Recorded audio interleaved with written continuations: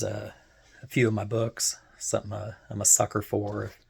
If it's a nice set of books, if it's usually individuals, I'll go for, maybe the business books or old Bibles.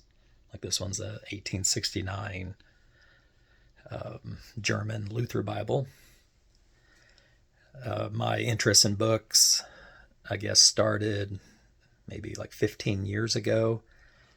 I made a decision, first of the year, you're always New Year's goals. And it's like, well, I'm going to read a book a week. Well, this was a goal set by someone who hadn't read a book since high school, which had probably been 20 years at that point, or maybe 15 years at that point.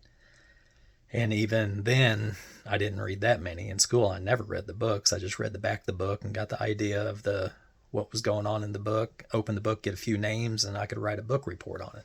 So I never read.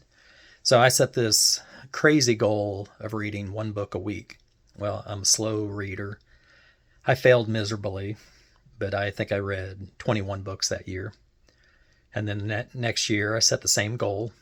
I started well, but I failed miserably. I still did, like 18 books. And I did that for 5 years. And by year 5, I'd read 100 books.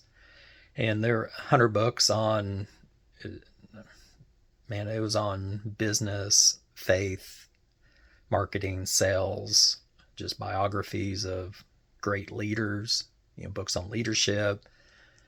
So I read a big variety of stuff. And it really started my self-development journey.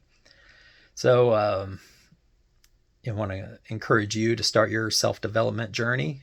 Pick up a book.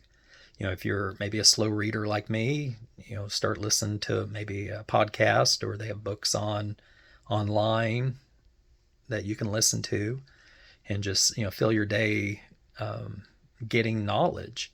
So pick up a book and start learning.